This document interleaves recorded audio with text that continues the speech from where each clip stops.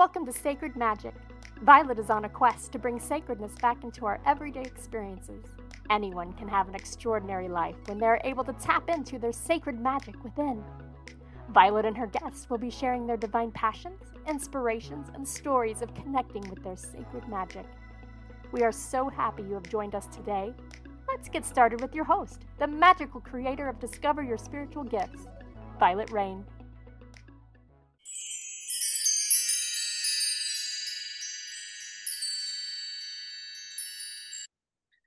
Hi, everyone. Welcome to Sacred Magic Podcast.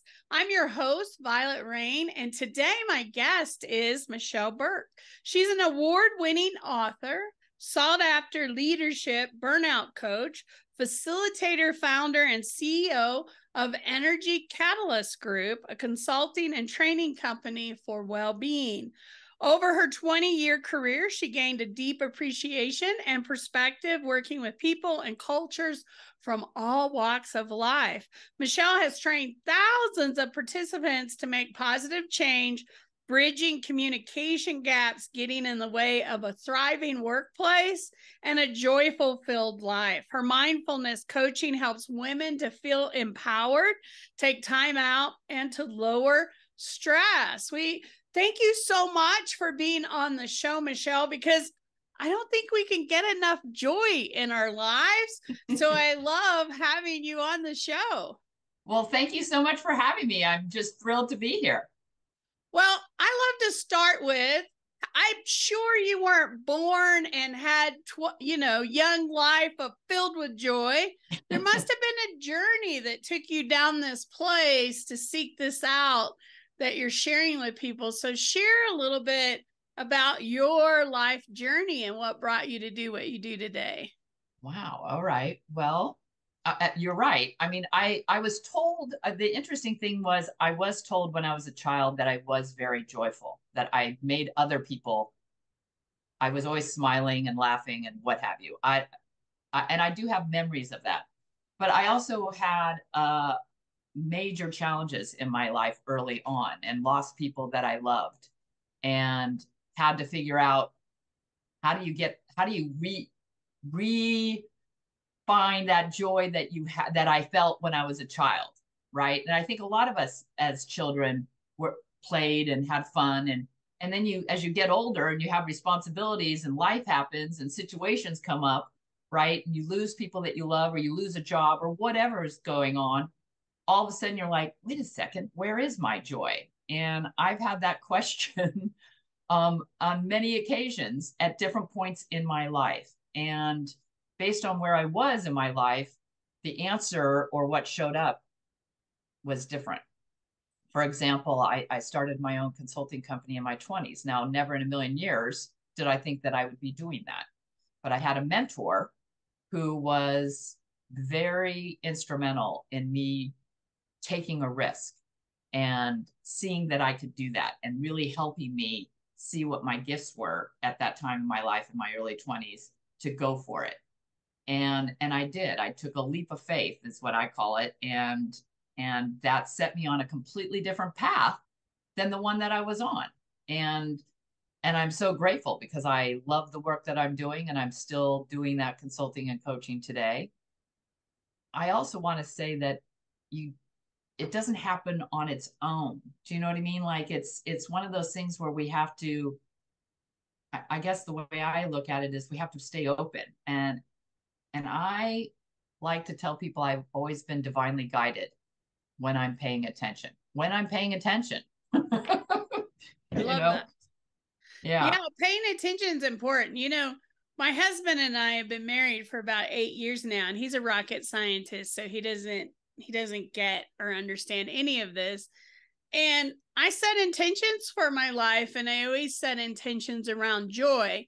And his response to that is, you can't accomplish joy. You can have happiness, but not joy. And it's interesting, that perspective, right? You might be happy in a moment, but you can't reach that solid joy. And I'm like, wait a minute, I don't believe that. I believe we can have joy, even though joy seems like a big word, right? And a big emotion and a big energy, I believe we can reach times of joy. Now, does that mean our life 24/7 is joyful? I don't think that works that way in this environment. Right. I just don't agree.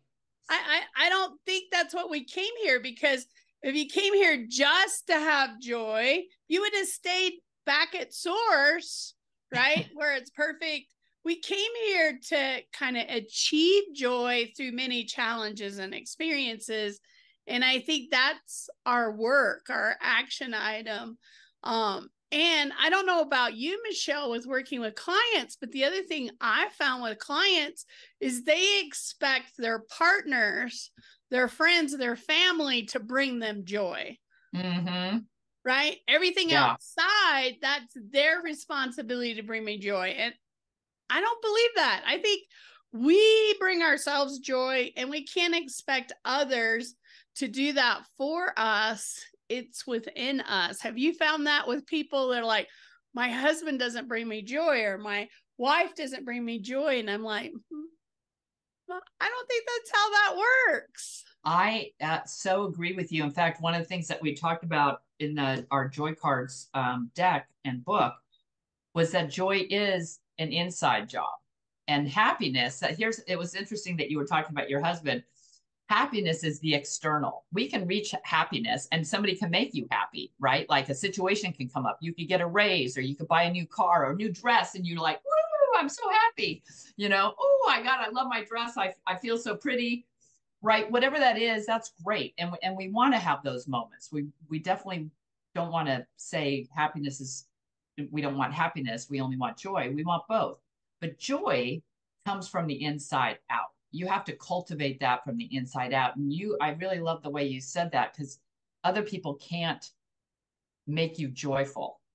And you have to do that for yourself. And the hardest times to do that is when we're feeling sad, or when we're stressed, or when we're anxious or worried or fearful. That's what makes it even more difficult to find those joyful moments. But the more that we practice cultivating the joy within, the easier it is to access when we are going through those difficult and stressful times.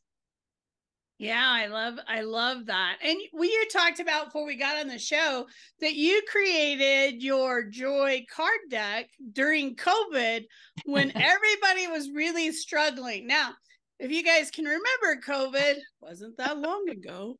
That's right. It was hard on many of us to be isolated, especially us that love socialization and people and being around people, to be isolated.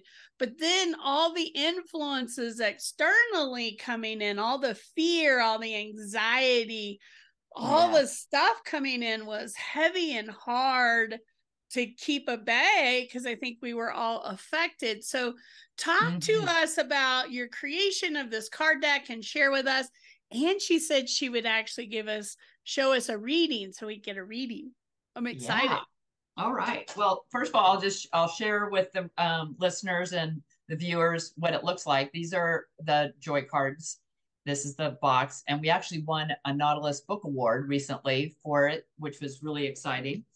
So essentially, my co-creator Lalamini and I decided that we needed to find our joy again, because we were stressed out during COVID and we're fearful like so many others. And we're wondering, when is this going to end, or how are we going to, get out and enjoy the things that we always used to enjoy. And so we challenged each other and we said, let's just find one thing that brings us joy. And we do that each day. And we had to report into each other, whether it was a text. She lives in a different country. At the time she was in New Zealand, and I'm in the US in California. And so we would text each other or WhatsApp each other, and we would report in what we did. Now, some days we didn't do it. We just didn't, and that's okay. But we found when we started doing the things that brought us joy, like I love baking. I love walking my dog. She started painting again. And we finally realized, wow, with the stress levels started to lower. Like we weren't as stressed and anxious and fearful, because we have these moments of joy that were interspersed, you know, in between the stress and the anxiety and the fear. So it wasn't just like a baseline of, you know, like I was feeling at the time. I mean, it really was. And after having COVID, I was even more like stressed about it. So we came up with 48 different ways, and the 48 ways are within 4 categories: mind, body, heart, and soul. And we thought, you know, this would be a way for people, if you want to focus on just one area, maybe your mind chatter is just getting out of, you know, out of control, and you need a little help to kind of get you back to feeling more calm and peaceful. Or maybe your body just, you haven't been moving and you're just feeling, you know, not that great. So we've got a whole set of cards that are focused on, you know, having you feel better about yourself, you know, physically. And that includes being able to look in the mirror and appreciate the fact that you have a body, you know, and that you can move and whatever it is that your body does for you. So that's how we got it started. And Lalomini actually is an artist. As I mentioned, she paints. And on the back of each of the cards, I'll show you a few of them. These are all original paintings. And so they're just beautiful to look at, as well as the fact that each one of them has a different message, and they're divided in those different colors based on the mind, body, heart, and soul. And then what it has is a booklet. We did all this research, and for every single card, this is the really fun part, is that each card has the science and of why and how it can make you feel more joy inside. So we wanted to provide a resource, a way, a tool to jumpstart, you know, joy for yourself. If you're stuck, if you're just needing more self-care, if you're just feeling stressed out, this is a great way to be able to help yourself, or gift it to a friend who's in need. You know, that's another way. I love that. I love that. What a beautiful creation. I think that's awesome. And I love the fact that it has the science behind it. It also gives us suggestions on how we can bring in more joy. I love that as well. Because I think joy is a struggle for lots and lots of people. We get stuck in old cycles and energy, and we don't know how to get out of it. You know, COVID was a great example. Even for those of us that are very spiritual, it still had an impact. And we're bringing out all of our tools, trying to figure out how to be okay in this energy, right? So I love that there's a tool there that can really help people kind of pull out of that. So if you like, I can do a little reading for you. Yeah, let's do one. I'm excited. All right. So what I'll do is I'll fan out the cards and I'll mix them up. And then what I'll do is I'll just point, and then you can, whatever card speaks to you, that's the one I will share and read. Okay, so. Right there, right in there. Yep. Right there? Yep. See what we get. Okay, so that's the back side. Ooh, I love this. This is one of my favorites. It's called Music for the Soul. Oh. Now, do you notice it's a purple card, by the way? Did you notice it matches your purple wall? I love that. Okay, so this says, music for the soul, let the rhythm sway you. What melodies make your soul sing? I love that you've got a soul card. Tune in, absorb it. Music lifts your mood and reduces anxiety. Let the rhythm sway you. So now I'm going to go to number 37. Each card has a number on it. Now I'm going to go into the book and look up 37. So it says Music for the Soul. And I'll just tell you what the health benefits are. So music is known across cultures to have physical, mental, and emotional health benefits, including reducing anxiety and elevating your mood. There are a few things that stimulate the brain the way music does. If you want to keep your brain engaged throughout the aging process, this is interesting, listening to or playing music is a great tool. It provides a total brain workout. It releases several neurochemicals, including dopamine to boost pleasure, serotonin to boost immunity, and oxytocin that helps us connect with others. There have been many studies to show the positive impact about listening to music that has on the brain. It's including what is known as the Mozart effect. Some of you may have heard of that. Researchers at the University of California, Irvine investigated how listening to music affects cognitive function. Results showed an increase in cognitive function that would last up to 15 minutes after listening. This may seem like a small improvement. However, several others have built on this to discover far more good reasons to listen to music. Research shows that music is good for the heart. It can help with circulation, and it affects the brain in a positive way. In fact, researchers in Wisconsin also discovered that patients who listened to music while immediately recovering from a heart attack showed a drop in heart and breathing rates. This was linked directly to listening to music. Moreover, after psychological testing, these patients also showed they had less anxiety. So now that we know for sure that listening to music has lots of good positive health benefits, it's time to put on your favorite tunes. I love that. I love that. You know, I teach a class on the Violet Flame, and the Violet Flame is very connected to Mozart music. Really? So, yes. Oh, wow. Yeah. So, ooh, I just got goosebumps. Right? Yeah. So Mozart music actually brings in that energy of the Violet Flame from transmutation to turn negative imbalanced energies into beautiful light. So another tidbit that Violet shared. Right? A little bit of insight for a day. Yes. Wow. I love the Violet Flame and the power of the Violet Flame, and it has lots of healing energy, but it is very connected to Mozart's music. So that's interesting. Wow. Really kind of cool to bring that in. I love that, Michelle. Those cards are amazing. I'm going to have to see if we can get those in our store in Littleton, because I'm sure our students and customers and community would love to connect. And I love the whole idea. So that being said, I'm going to go out and search for them, see if we can get this in the store. Well, so talk to us a little bit, because you talk about empowering women and doing that. So do you offer services that people can connect with you? Just share a little bit more.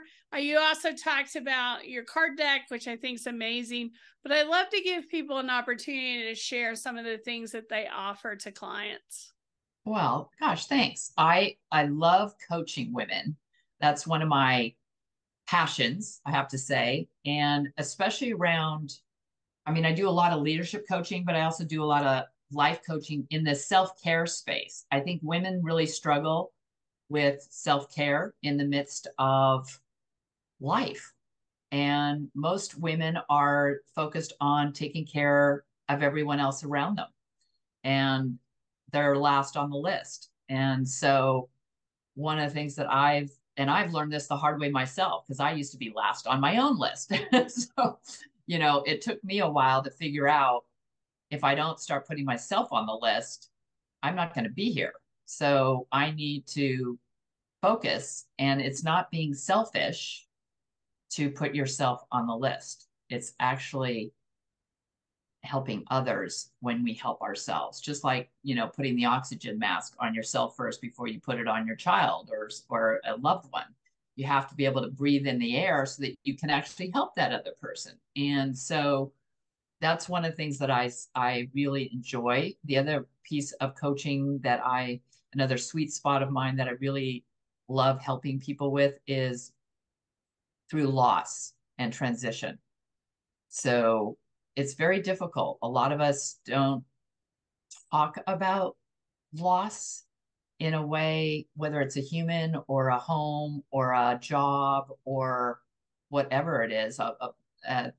There's some negative social construct that tells us we shouldn't really be, you know, that's too depressing, or oh, we don't want to talk about that. Nobody wants to hear about that. And yet we're all dealing with it in some form or fashion. All of us have experienced loss in some way. And if we don't talk about it, then you can't move through it. And my belief around that is that if we don't, it gets stuck inside of us. And it's very hard to move forward if we're holding that burden and darkness inside. So I try to help people move through it. I think it's important. Society or the world has made us believe that we need to be positive and uplifting and that all the time. And I'll share a mini story. In 2009, I lived in Florida and I lost my job because they hired somebody else. So they eliminated my position. My house was underwater in Florida at the time because the economy had dropped. So I had to sell my home. I moved to California, where Michelle is, in San Diego. And I thought that I was leaving Florida to go someplace where there were lots of spiritual people and there'd be lots of understanding and I could really step into my spirituality. And I really didn't find that in San Diego personally myself, but I did find a group that I started hanging with. And I think it was like 6 people. Now imagine losing your home, your job, moving away, leaving everything, lots of loss. Yeah. And I was having a hard time finding a job in California, getting back on my feet. And I'm very educated. I have great experience. But everybody I spoke to, everybody I met with said, they don't like outsiders and you're an outsider. It's going to be very difficult for you to find something. And I was like, no, I can do this. I met with lots of people, did lots of networking, all that. So I was in a really bad spot emotionally, mentally, everything. And I was surprised that the group sent a spokesperson to come and talk to me to say, until you're in a better place, we really don't want you to come around. You need to work on you before you come and hang out with us. And wow. Right? Yeah, that's horrible. Because people don't know how to deal with somebody that is grieving and has loss. And I was in kind of a depressive state even when I met with people because I was really low. And instead of somebody saying, hey, let me listen to you. Hey, let me just sit here and, hold space and listen to what you have to say so you can get it out. Because you're right. When you pull that stuff in and you hold it. Are you seeking an online spiritual education resource? Do you crave to know more about various topics of spirituality? Discover Your Spiritual Gifts Academy offers a wide variety of programs including Crystal Alchemy, Tarot, The Journey of the Fool, Akashic Record Reading Certification, and much more. These online courses allow you to learn on your schedule and at your own pace. You can find out more at www.discoveryourspiritualgifts.academy. Thank you for joining us. To find out more about Vialet, head over to discoveryourspiritualgifts.com. You can also send a personal message to Vialet through email, violet@discoveryourspiritualgifts.com. If you love the show, subscribe to our podcast on Apple Podcasts, Google Podcasts, or Spotify. Until next time, remember, we are meant to have abundant and joyful lives. We hope to see you soon at Discover Your Spiritual Gifts.